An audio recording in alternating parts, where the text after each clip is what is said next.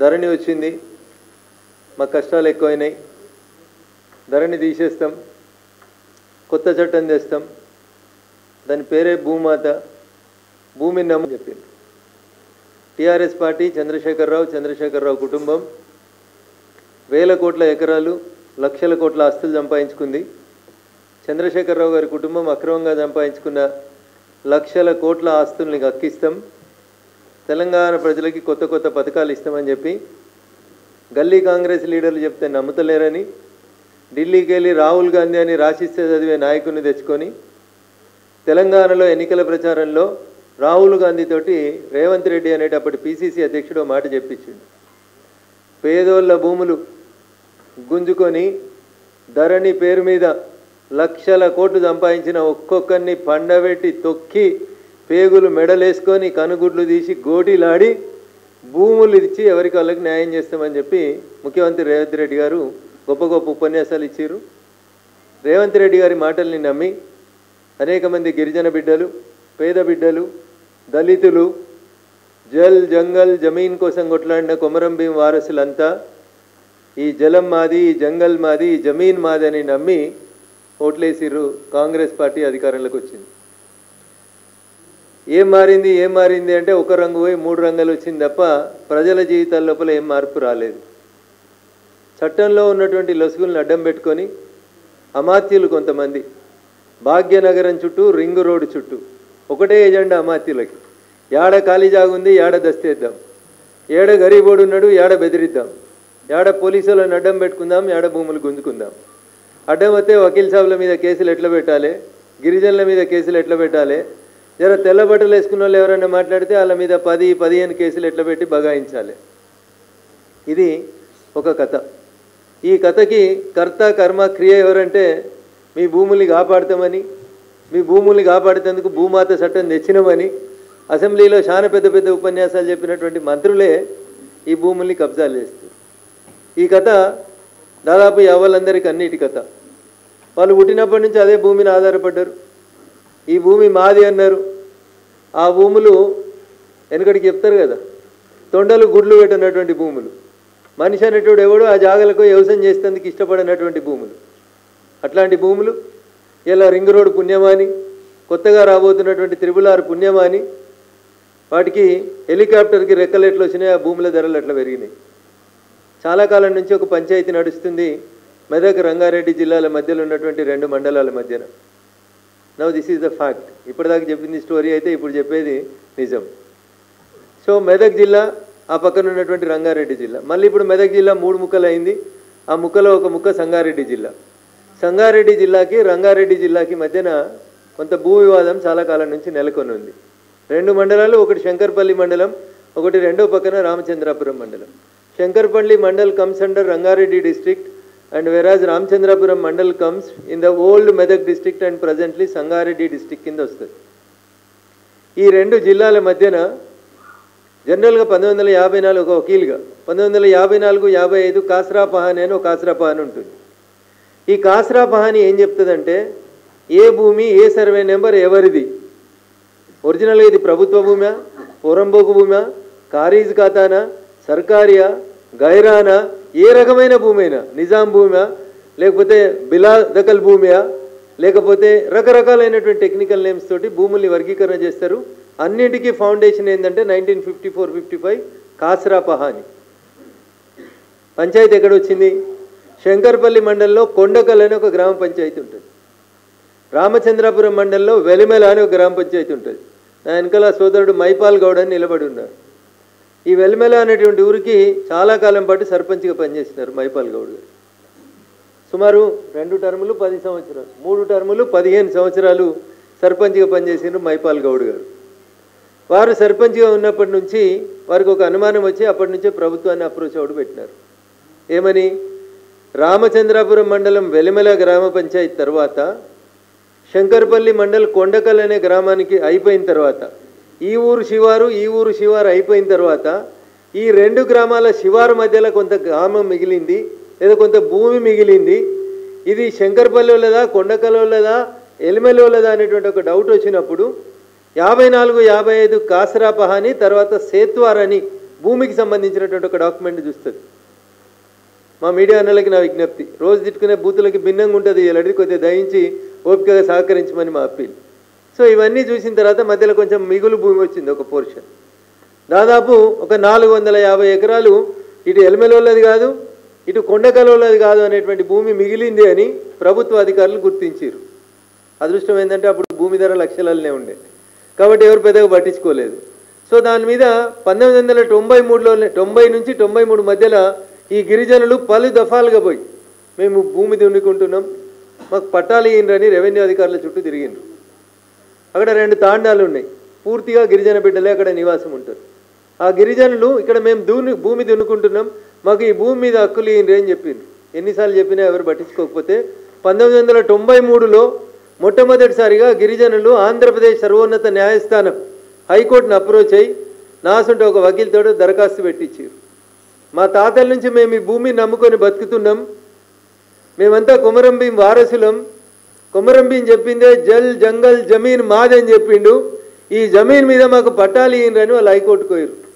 దయగల ధర్మ ప్రభువులు మా హైకోర్టు జడ్జిలు గారు ఏం చెప్పారంటే, అయ్యా ఇది మా పరిధిలో రాదు, ఆ తహసీల్దార్ గారు ఈ భూములలో ఎవరు కబ్జాలు ఉన్నారు, ఎవరు న్యాయంగా హక్కుదారులైతే వాళ్ళకి ఈ భూములు చూసి ఆ దరఖాస్తుని డిస్పోజ్ చేయమని చెప్పినారు రాష్ట్ర సర్వోన్నత న్యాయస్థానం నుంచి.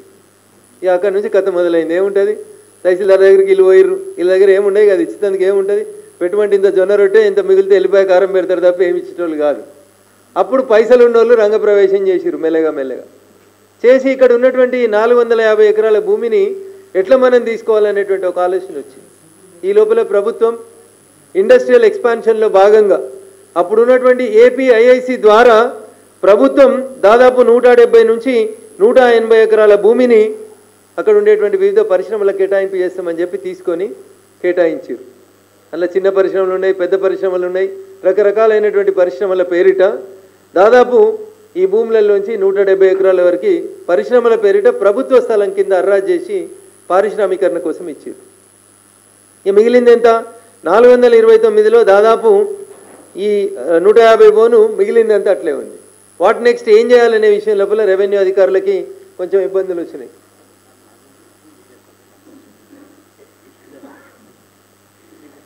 సో ఏపీఐసిసికి భూములు ఇచ్చి మిగిలిన భూములు ఏం చేయాలనేటువంటి ఆలోచన వచ్చిన తర్వాత దీనికి సర్వే నెంబర్ లేదు, ఇది ఖాళీ భూమి, ఇది శంకర్పల్లిలోదా కొండకల్లోదా అనేది ఎవరికి తెలియదు కాబట్టి survey settlement and land records వాళ్ళకి చెప్పి ఈ భూమిని అంతా రంగారెడ్డి జిల్లా శంకర్పల్లి కొండకల్ గ్రామం నుంచి ఒరిజినల్గా మెదక్ జిల్లా రామచంద్రాపురం మండలం వెలమెలకు దీన్ని ఈ భూమిని అలాట్ చేసింది ప్రభుత్వం. సో పంచాయతీ ఆఫ్ కొండకల్ అయిపోయింది. ఇక్కడికి భూమి మొత్తం ఈ మిగులు భూమి ఎక్స్ట్రా భూమి అంతా మెదక్ జిల్లా రామచంద్రాపురం మండలం వెలమెల అనే ఊరికి ఇచ్చి లాస్ట్ సర్వే నెంబర్ 330 కాడ అయిపోతే 331, 32, 33 ఇట్లా కొత్త సర్వే నెంబర్లు ఇచ్చి ఈ భూమి ఎవరైతే పొజిషన్లో ఉన్నారో వాళ్ళకి స్థలం ఇవ్వమని చెప్పింది. ఇది సెకండ్ ఫేజ్లో మెదక్ జిల్లాకు ట్రాన్స్ఫర్ అయింది. కానీ ఈ తహసీల్దార్ రామచంద్రాపురం ఈ ఫైల్ ఇక్కడనే పెట్టేసిండు. తహసీల్దార్ కొండకల్ అనే అతను ఈ భూముల్ని శంకర్పల్లి తహసీల్దార్ గారు కొండకల్ నుంచి డిలీట్ చేయలేదు. ఈయన డిలీట్ చేయలేదు, ఈయన రామచంద్రాపురం మండలంలో యాడ్ చేయలేదు. వీళ్ళు ఇట్లా త్రిశంకు స్వర్గంలోనే తిరుగుతుండ్రు. కనబడ్డ ప్రతి ఎమ్మెల్యేకి, కనబడ్డ ప్రతి లీడర్కి, కనబడ్డ ప్రతి స్టేషన్కి పోయి దరఖాస్తు ఇచ్చాయా మేము భూములు దున్నుకుంటున్నాం, మాకు పట్టాలు ఇయ్యండి అని అడుక్కుంటూ వచ్చింది. ఈ లోపల ఏం జరిగింది, ఈ రంగారెడ్డి జిల్లాలో ఒక పెద్ద భూస్వామి ఉంటాడు. ఆయన పేరు ప్రస్తుతం ఉన్న వాళ్ళ వారసుని పేరు విక్రమ్ రెడ్డి. వాళ్ళకి 1100 ఎకరాల భూమి ఉంది. శంకర్పల్లి కొండకల్లి పరిసర ప్రాంతాల లోపల వాళ్ళకి 1100 ఎకరాల భూమి ఉంటుంది. దీన్ని సీలింగ్ యాక్ట్ కింద వాళ్ళు డిక్లేర్ చేశారు. మాకున్న భూమి 1100 ఎకరాలు, ఇక దీంట్లో మేము ఇంత భూమి ఉంచుకుంటాం, మిగతా అంతా ప్రభుత్వానికి సరెండర్ చేస్తున్నామని చెప్పి చేసిండ్రు. ఆ పెద్ద ఆయన పేరు కేవీ నరసింహారెడ్డి గారు. కేవీ నరసింహారెడ్డి గారు సుమారు 1100 ఎకరాల భూములకి ఆయన ఓనరు. డేట్ జూన్ 8వ తారీఖు 1979 రోజు ఆయన ల్యాండ్ సీలింగ్ బిఫోర్ ట్రిబ్యునల్ ముందు రంగారెడ్డి జిల్లా ముందు వచ్చి వారు ఒక డిక్లరేషన్ ఇచ్చారు. దాంట్లో ఏం చెప్తారంటే, సెక్షన్ 9 ఆఫ్ దిస్ యాక్ట్ ప్రకారం శ్రీమతి సుభద్రాదేవి అంటే వారి శ్రీమతి గారి పేరు మీద Subhadra Devi land in excess of ceiling area is 2537 SH as on the notified case, that is on 1/1/1975, which is liable to be surrendered to the government under this act. ఇది వారి శ్రీమతి సుభద్రాదేవి గారి నుంచి ట్రిబ్యునల్ ముందు అఫీషియల్గా వేసినటువంటి అఫిడవిట్ పేజ్ నెంబర్ 7 నేను చదివినాను, మీకు copies ఇస్తాను. సో ఇది మాది కాదు భూమి అని చెప్పి వాళ్ళు సరెండర్ చేసినారు సీలింగ్ చట్టం ప్రకారం. కానీ దురదృష్టం అయిపోయింది, సీలింగ్ చట్టం పోయింది, వాళ్ళు పోయినారు పెద్ద మనుషులు, అప్పుడున్న మంచి మనసు పోయింది, ఇప్పుడు వారసులు వచ్చారు. వీళ్ళకి వారసులకి శ్మశానాలు, చెరువులు, కుంటలు, గిరిజనుల భూమి ఏది ఉంటే అది అమ్ముకోవాలనే ఆలోచన వచ్చి వీళ్ళు ఈ మధ్యలో ఈ ఖాళీ ఉన్నటువంటి భూములు, సర్వే నెంబర్లు వచ్చిన భూములు అన్నీ పోయిన తర్వాత బిలాదాఖలా భూమి అంటే ఎవరు క్లెయిమ్ చేయండి, ఏ సర్వే నెంబర్ లేకుండా మిగిలిపోయింది ఒక 85 ఎకరాలు మిగిలింది. టీఐసిసి పోయినాక ఇతరత్ర పోయినాక అంతే నవకిల్ సార్ 85 ఎకర్స్ మిగిలిన భూమి మిగిలింది. 85 ఎకర్స్ మిగిలితే ఈ 85 ఎకర్స్ని ఎట్లా కబ్జా చేయాలి, ఇది టీఆర్ఎస్ వాళ్ళు మొదలుపెట్టారు దుకాణం. పాత టీఆర్ఎస్ నాయకులు దుకాణం మొదలుపెట్టి 2009-10లో పెండింగ్ ఉన్నటువంటి గవర్నమెంట్ ప్రొసీడింగ్స్ అన్ని ముందుకు తెచ్చి 2023 నవంబర్ దాకా వాళ్ళు ప్రయత్నం చేశారు. ఆ ప్రభుత్వానికి దగ్గర ఒక పెద్ద మనిషి, ఆయన కన్నా ఆ భూముల మీద పడ్డది. ఆయన ప్రభుత్వం మారింది, నేను చెప్పినట్టు గులాబీ రంగు పోయి 3 రంగులు వచ్చినాయి. వాళ్ళకి దగ్గర ఉన్న వాళ్ళు వీళ్ళకి కూడా దగ్గర అయ్యారు. ఎందుకంటే పైసలు ఉన్న వాళ్ళు అందరూ చుట్టాలి. జెండాలు ఏమున్నాయి, పొద్దుగాల ఈ జెండా వేసిండు, పొద్దుకు ఆ జెండా వేసిండు. 2013 టీఆర్ఎస్ ప్రభుత్వం పోయే డిసెంబర్ దాకా ఈ జెండాలు ఉన్నాడు ఆయన. ఈ జెండా వంగనే ఈ జెండాకు వచ్చేసిండు, కాగితాలు ఇటుకెళ్ళి ఇటు పట్టుకొని వచ్చేసిండు అంతే. అప్పుడున్న మంత్రి ఆడ చేసిండు, ఇప్పుడున్న మంత్రి ఇడికి వచ్చిండు. రంగు మారింది, జెండా మారింది, కానీ ఫైల్ అయితే కంటిన్యూ అయింది. 2009లో మొదలైనటువంటి ఈ ఫైలు కంటిన్యూ అవుతూ ముందుకు వచ్చేసింది. ఇప్పుడు పంచాయతీ అంతా బిలా దాఖలా భూమి 85 ఎకరాలకు సంబంధించిన పంచాయతీ. ఎవరు దున్నుతుర్రు అచ్చంగా ఈ భూమి? అటు కొండకలలో ఎలగొట్టిర్రు, ఇటు ఎలిమెలలో ఎలగొట్టిర్రు. నడిమిట్ల మిగిలింది ఒక గిరిజన బిడ్డలు, నోరు లేని అమాయకులు ఆ 85 ఎకరాలు దున్నుకుంటారు. వీళ్ళు రిపీటెడ్గా ఏం తెలియకుండా నాసంటోళ్ళను తెలిసిన వాళ్ళను వకీళ్ళని పట్టుకొని లొల్లి చేసుకుంటూ వస్తారు. లాస్ట్కి ఇప్పుడు ఏ దశకు వచ్చింది అంటే 2023లో టీఆర్ఎస్ వాళ్ళంతా రాసుకుంటూ కాగితాలు తెచ్చిర్రు. మా తెలుగుల కలెక్టర్లు ఉంటారు, మా జిల్లా ఒక అడిషనల్ కలెక్టర్ ఉంటుంది. ఆ అడిషనల్ కలెక్టర్ అమ్మ చట్టంలో ఎన్ని లొసుగులు ఉన్నాయో చూసింది. ఎట్లా ఈ భూమి నా పెద్ద మనిషికి ఇచ్చేయాలి అర్జెంటుగా అని ఒక ప్రొసీడింగ్ తయారు చేసింది. ఏం రాస్తారు ఈ జేసీ గారు అంటే సెక్షన్ 87 అని ఒక సెక్షన్ని లూజ్ పోన్ మొత్తం రెవెన్యూ చట్టంలో ఉన్న సెక్షన్లలో సెక్షన్ 87 అని ఒక చట్టాన్ని వెతికి పట్టుకుందాను. సెక్షన్ 87 ఏం మాట్లాడుతుంది? క్లరికల్ ఎర్రర్స్ ఏమన్నా ఉంటే ఏం చేయాలనేది చెప్తుంది సెక్షన్ 87. క్లరికల్ ఎర్రర్స్, ఒకవేళ ఎల్లయ్య పేరు మీద ఎల్లారెడ్డి పడ్డది, లేదా మల్లయ్య పేరు మీద మల్లారెడ్డి పడ్డది, అట్లాంటి క్లరికల్ ఎర్రర్స్ జరిగినప్పుడు బాధితులు ఎవరన్నా ఉంటే 2 సంవత్సరాల లోపల రెవెన్యూ అధికారులకి దరఖాస్తు పెట్టుకుంటే క్లరికల్ ఎర్రర్స్ని రెక్టిఫై చేయమని చెప్తుంది. సార్ ఇది ఎట్లా అని తహసీల్దార్లు చాలామంది ఉంటారు కదా రాష్ట్రంలో, అందరికీ డౌట్ వస్తే వీళ్ళందరికీ పెద్ద పైన CCLA అని ఒక డిపార్ట్మెంట్ ఉంటుంది. టీఆర్ఎస్లో ఆ సారే ఉన్నాడు CCLA, కాంగ్రెస్లో కూడా అదే సార్ ఉన్నాడు. వాళ్ళు పోయి వీళ్ళొస్తే కూడా సూట్ కేసులు అటెండ్ ఇచ్చిండో, ఇటు కూడా అన్నీ ఇచ్చి కంటిన్యూ అవుతున్నాడు అదే సార్ CCLAలో, పుణ్యాత్కుడు సారు. ఆ సార్ ఏం చేసిండు? ఇప్పుడు సెక్షన్ 87 గురించి మాట్లాడుతూ ఒక తహసీల్దార్ నాస్ అంటోడు ఏం చేయాలి సార్ మరి క్లరికల్ ఎర్రర్లు అంటే ఒక్కొక్కరు ఒక రకమైన ఎర్రర్ పట్టుకొని వస్తుర్రు. కొందరు తండ్రుల్ని మార్చిర్రు, కొందరు భార్యల్ని మార్చిర్రు, కొందరు ఇంటి పేరు మారుస్తుర్రు, ఏది పడితే అది క్లరికల్ ఎర్రర్లు ఇది దిద్దు అని చెప్పి పట్టుకొని వస్తుర్రు. ఏం చేయాలని అడిగితే CCLA ఒక సర్క్యులర్ ఇచ్చింది. 2011లో CCLA ఒక సర్క్యులర్ ఇస్తుంది, మీకు ఇస్తానన్న సర్క్యులర్ కాపీ. సర్క్యులర్లో ఏం చెప్తుంది CCLA సర్క్యులర్లో అంటే ఎట్టి పరిస్థితులలో కూడా అన్న ది సర్క్యులర్ ఈజ్ డేటెడ్ 18/5/2011 అన్న. పాత ప్రభుత్వం ఆంధ్రప్రదేశ్ ప్రభుత్వం ఉన్నప్పుడు CCLA ఒక సర్క్యులర్ ఇస్తుంది. 18 మే 2011 ఒక సర్క్యులర్ ఇస్తుంది. ఈ సర్క్యులర్లో ఏం చేస్తారంటే మీరు వెనక ముందు ఏమైనా పేర్లు తలా తోకల కరెక్షన్స్ ఉంటే చేయరు తప్ప గవర్నమెంట్ భూమి ఏమన్నా ఉంటే దాన్ని ఎవరైనా క్లెయిమ్ చేస్తే ఎట్టి పరిస్థితులలో కూడా పేర్లు మార్చొద్దు. This is what the circular dated 18/5/2011. దీంట్లో క్లియర్గా ఈ సర్క్యులర్ లోపల ఏం చెప్తారు? దేన్ని క్లరికల్ ఎర్రర్ అంటారని రాస్తారు. Are defined as minor errors which do not involve alteration of area, change of classification, change of name of pattadar, since change of boundary change cannot be treated as a correction of the clerical error. ఇంత కేటగారికల్గా ఇస్తూ దీంట్లోనే ఇంకొక చోట ఏమి ఇస్తాడంటే government land cannot be converted as patta land in the name of correction of wrong entries of pattadar names అంటాడు. ఇంత క్లియర్గా CCLA సెక్షన్ 87కి డెఫినేషన్ చెప్తే మా దగ్గర ఒక జేసీ గారు ఉన్నారు, పాపం పేర్లు చెప్తే బాధపడతారు. మా జేసీ గారికి జ్ఞానోదయం అయింది. బుద్ధవనంలో కూర్చుంటే మా మేడంకి జ్ఞానోదయం అయింది. జ్ఞానోదయం అయ్యి ఏం దరఖాస్తు తీసుకుంది వాళ్ళ దగ్గరికి వెళ్ళి, మా తాతలు ఇల్లిటరేట్లు, మా తాతలు చదువుకోలేదు, మా తండ్రులు చదువుకోలేదు. ఎందుకంటే 2 సంవత్సరాలు అనే క్లాజ్ ఉంది కదా. If there is any rectification should be applied with in 2 years అని చెప్తుంది చట్టం. అందుకని ఆమె రాసిన రిపోర్ట్ మళ్ళీ మీకు చదువుతా అన్న. తహసీల్దార్, కలెక్టర్ గారు, జాయింట్ కలెక్టర్ గారు బాగా చదువుకున్న తల్లి రాసింది.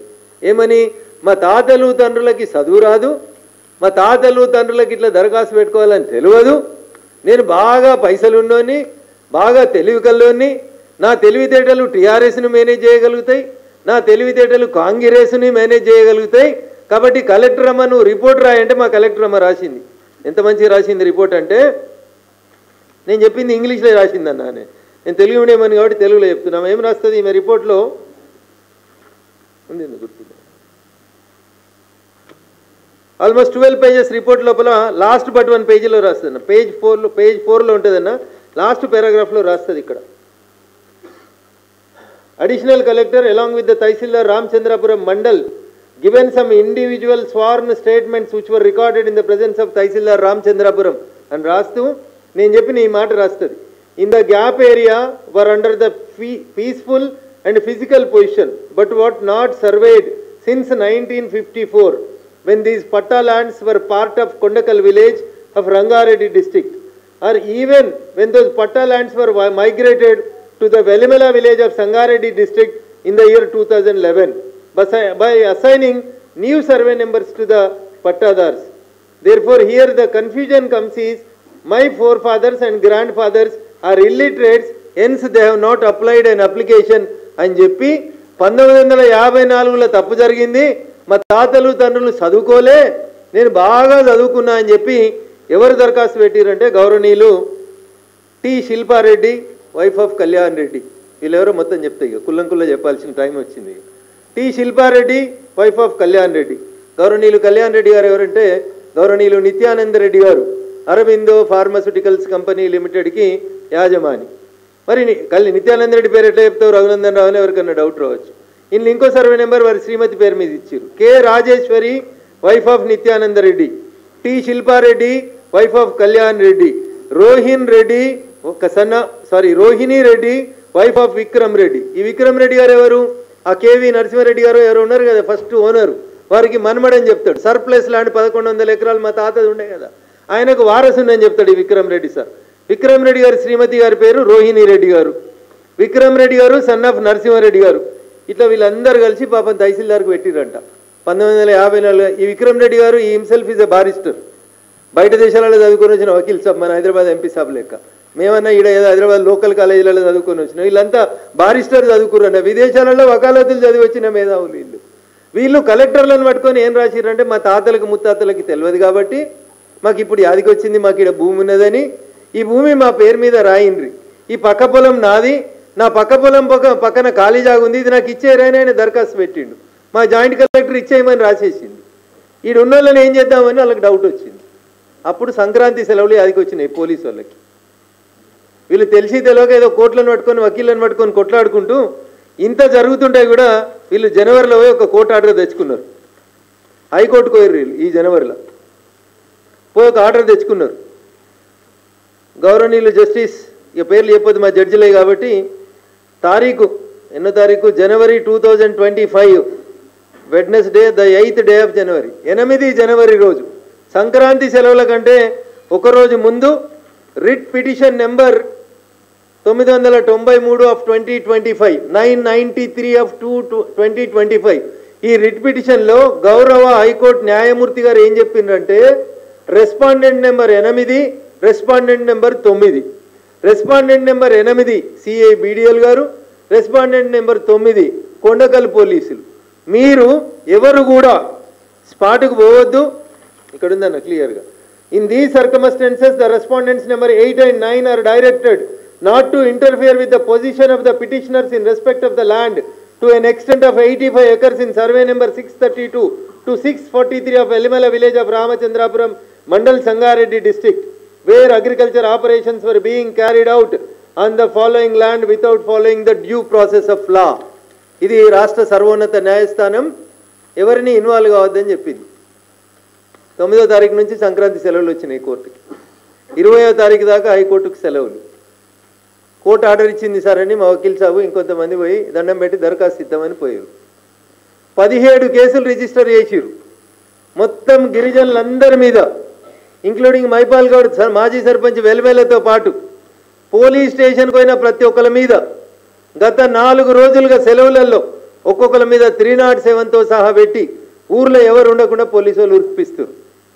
నీకెట్లా తెలుసు రఘునందన్ అంటుండొచ్చు, అందుకనే మేము గూగుల్ మ్యాపులు తెచ్చినాం. ఎన్ని పోలీసు బండ్లు ఉన్నాయి, ఎంతమంది పోలీసు వాళ్ళు ఉన్నారు, గోడలు కడుతుర్రు అన్న, నిల్చొని లిటరల్గా గోడలు కడుతుర్రు. అందుకని మా మీడియా మిత్రులందరికీ నేను సవినయంగా చేసేటువంటి అప్పీల్, రింగ్ రోడ్ కానుకొని 2 కిలోమీటర్ల దూరమే ఉంటుందండి. కొల్లూరు ఎగ్జిట్ తీసుకొని జర్రంత అవతలకి పోతే మీకు ఇది కనబడుతుంటుందన్న. ఇప్పుడు పోదామన్నా నేను వాహనాలు ఏర్పాటు చేస్తే దయచేసి పోదాం. మొత్తం ఈ 85 ఎకరాలలో 25 ఎకరాలకి నిత్యానందరెడ్డి గారికి సంబంధించిన భూములు ఇవి, అరవిందో కంపెనీకి సంబంధించిన భూములు అని చెప్పి పోలీసు వాళ్ళు 500 మంది నిలబడి అక్కడ డే అండ్ నైట్ లైట్లు పెట్టి ఆ పక్కలకి ఏమైనా పోతే 144 సెక్షన్ ఉందని చెప్పి ఊరోళ్ళందరినీ బెదిరిస్తూ లేడీస్ అని కూడా చూడకుండా మేమన్నీ ఆడియోలు, వీడియోలు, డ్రోన్ కెమెరాలు, మ్యాప్లన్నీ రికార్డ్ చేసినాం. నా విజ్ఞప్తి రాష్ట్ర ముఖ్యమంత్రి గారికి, డీజీపీ ఆఫ్ పోలీస్ తెలంగాణ గారికి, హైకోర్టు సర్వోన్నత న్యాయస్థానం దాంట్లో ఇన్వాల్వ్ కావద్దు, వాళ్ళ భూముల్ని డిస్టర్బ్ చేయొద్దని చెప్పిన తర్వాత మీ పోలీసు వాళ్ళు, మా పోలీసు వాళ్ళు, సంగారెడ్డి జిల్లా పోలీసు వాళ్ళు మొత్తం 3 రోజుల నుంచి ఒకటే డ్యూటీ చేస్తారు. ఎడ చేస్తారు అంటే వెల్మెల ఊరవతలే చేస్తారు డ్యూటీ. వాళ్ళు నిలబడి జేసీబీలు ఇటాచీలు పెట్టించి ఫ్రీ కాస్ట్ కాంపౌండ్లో వాళ్ళు పెట్టి సుమారు 1200 నుంచి 1500 కోట్ల రూపాయల విలువైన ప్రభుత్వ భూముల్ని ఒక పెద్ద మనిషికి అంటగట్టేటువంటి ప్రయత్నాన్ని కొనసాగిస్తుండ్రు. 20వ తారీఖు దాకా కోర్టు లేదు. ఒక పోలీసు ఆయన అంటాడు, పేరు చెప్పను కానీ, ఏం చేసుకుంటారు అబ్బాయి, సోమవారం కోర్టు తీసినాక పోయి కంటెంప్ట్ వేసుకపో అంటాడు.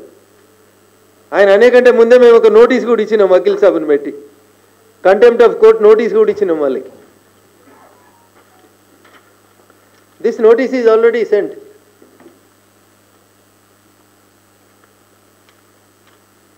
కంటెంప్ట్ నోటీస్ అని చెప్పి పోలీసులకు అందరికి కూడా లెటర్ కూడా పంపించినాం, హైకోర్టు ఆర్డర్ కాపించినాం. ఏమైతుందిలే, పొజిషన్ డిస్టర్బ్ చేయకమన్నారు కదా, పొజిషన్లో వీళ్ళే ఉన్నారని రాసిద్దాం మనం, మనకు వ్యతిరేకంగా ఎవరు సాక్ష్యం చెప్తాడు అంటాడు పోలీస్ ఆయన. సో అందుకని ఇప్పటికైనా డీజీపీ గారు, రేపు ఉదయం మేము ఈ సీన్కి వస్తూ ఉన్నాం, రైతులు అందరూ వస్తారు, ఈ రాష్ట్రంలోని అందరు మీడియా మిత్రులను అడుగుతూ ఉన్నాం.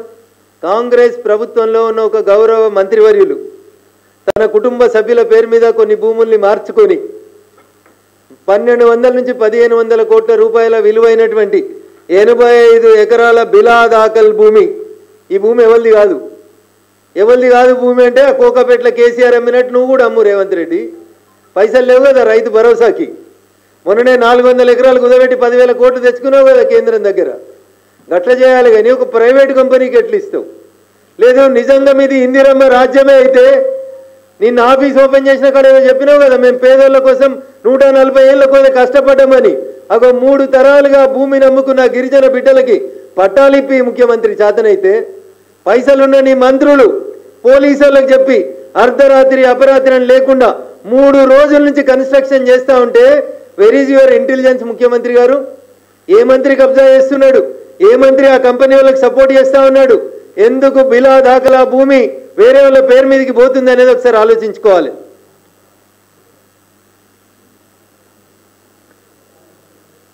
ఎలక్టోరల్ బాండ్లు తీసుకొచ్చి పెడుతుండు మా నరసన్న పక్కన. ఇలా కొన్ని కంపెనీ వాళ్ళు కాంగ్రెస్ వాళ్ళకి ఎలక్టోరల్ కోల్స్ ఇచ్చిర్రు 10 కోట్ల రూపాయలు అని అన్న రాసిస్తున్నాడు. ఎలక్టోరల్ రోల్స్ ఏంది, దాని సంగతి ఏంది అనేది ఇప్పుడు నేను మాట్లాడాను. Today it is not my subject. కానీ ఇప్పుడు అక్కడికి వచ్చినటువంటి అరవిందో కంపెనీ కానీ, అపర్ణ కన్స్ట్రక్షన్స్ కానీ, లేకపోతే ఇంకో 3-4 కన్స్ట్రక్షన్ కంపెనీల పేర్లు ఈ పహానీలలో ఎంట్రీ చేస్తుర్రన్న. వీళ్ళందరూ కూడా పరోక్షంగా ప్రత్యక్షంగా కాంగ్రెస్ పార్టీతో కలిసి కొనసాగుతూ ఉన్నట్టు చాలా స్పష్టంగా కనబడతా ఉంది. నేను చెప్పిన పేర్లు మీడియా ముందు నిత్యానంద రెడ్డి గారు మీరు బాధపడొద్దు, ఇది నా రిపోర్ట్ కాదు. This is the report given by the joint collector. సీసీఎల్ఏకి పంపించిన రిపోర్ట్లో మీ అందరి పేర్లు రాసింది, మీరందరూ దరఖాస్తులు పెట్టిందని రాసింది. అందుకనే మీరు పేర్లన్నీ కూడా బయటికి చదవాల్సి వచ్చింది. ఈ బ్రీఫ్ నోట్లో ప్రభుత్వానికి వచ్చినటువంటి ఈ గ్యాప్ ఏరియా ఏదైతే వచ్చిందో ఆ గ్యాప్ ఏరియాని అదొకటే సూట్ ప్రశ్న రేవంత్ రెడ్డి గారికి. 85 ఎకరాల బిలాదాకల భూమి ఎంత దూరం ఉంది ఇది కోకాపేటకి? కేసీఆర్ అమ్మిన 100 కోట్ల రూపాయలకు ఎకరం భూమికి మా అంటే 3 కిలోమీటర్ల దూరం ఉంది. ఇది మ్యాక్సిమం అంటే 3 కిలోమీటర్ల దూరంలో ఉంది. ఆయన 100 ఎకరాలు అమ్మితే 100 కోట్లు ఇంటూ 100 ఎకరాలు. ఆయనకు ప్రభుత్వ ఖజానాకు వచ్చినాయో రాలేదో, రిజిస్ట్రేషన్ అయిందో నాకు తెలియదు. కానీ ఇలా ఈ 85 ఎకరాలు మరి ఎవరు ఏం తీసుకున్నారు, ఎవరు ఏం పంచుకున్నారు, పోలీసులకు ఏం పోయింది నాకు తెలియదు. కానీ అమాయకులైనటువంటి గిరిజనుల మీద 17 కేసులు నమోదు చేసి హైకోర్టు అక్కడ పని ఆపండి అని చెప్పిన తర్వాత, వాళ్ళని డిస్పోజిషన్ చేయొద్దని చెప్పిన తర్వాత కూడా 85 ఎకరాల భూమి, దాదాపు 1200 కోట్ల భూమి ఈ రాష్ట్ర క్యాబినెట్లో నెంబర్ 2 నెంబర్ 3 నెంబర్ 4 నాకు తెలియదు, ఆ నెంబర్లు ఏడేసిరో నాకు తెలియదు. కానీ అక్కడ వాళ్ళ వెనకాల జాకెట్ల మీద ఎత్తే సచిన్ టెండూల్కర్ లేక 9, 10 అని నాకు కూడా తెలుస్తుండే. కానీ ఒక మంత్రి బాధప్తా దగ్గరుండి చేపిస్తున్నాడు. అయ్యా రేవంత్ రెడ్డి గారు ఇంకా ఢిల్లీలోనే ఉన్నారు కాబట్టి ఒకసారి వినుండ్రి మా ప్రెస్ మీట్, మా ఇంటెలిజెన్స్ మిత్రుల్ని ముఖ్యమంత్రి గారికి పంపమని చెప్పుండ్రి. అయ్యా డీజీపీ గారు కోర్టు పని జరగొద్దని చెప్పిన తర్వాత మీ మెదక్ జిల్లా పోలీసు వాళ్ళకి వేరే రూల్ ఉంటుందేమో నాకు తెలియదు. మరి మీరు నిజంగా ఈ భూములలో మీ పోలీసు పని ఆపకపోతే దీన్ని ఇంకో లగచర్లాగా మీరు మార్చమని కోరుకుంటే we're ready to do it. Raghunandan Rao మిగతా వాళ్ళలాగా అది చెప్పిన తర్వాతనే చేస్తాడు కాబట్టి చెప్పుదామని వచ్చినాం. ఎలిమెల్లో చెప్తే ఇనొత్తదో ఇనరాదని భాగ్యనగరానికి వచ్చినాం. మీ ఆఫీస్కి 100 గజాల దూరంలో నిలబడి మాట్లాడుతూ ఉన్నాం. అయ్యా సీసీఎల్ఏ నవీన్ మిట్టల్ గారు, మీరు ఇచ్చినటువంటి అక్రమ ప్రొసీడింగ్స్, మీరు ఎవరెవరి పేరు మీదనైతే పట్టా ఇమని ప్రొసీడింగ్ ఇచ్చిరో వాటిని అన్నింటినీ బేషరతుగా రద్దు చేయాలి. 85 ఎకరాల బిలాదాకల భూమి కబ్జాలున్న గిరిజనులకు ఇవ్వాలి.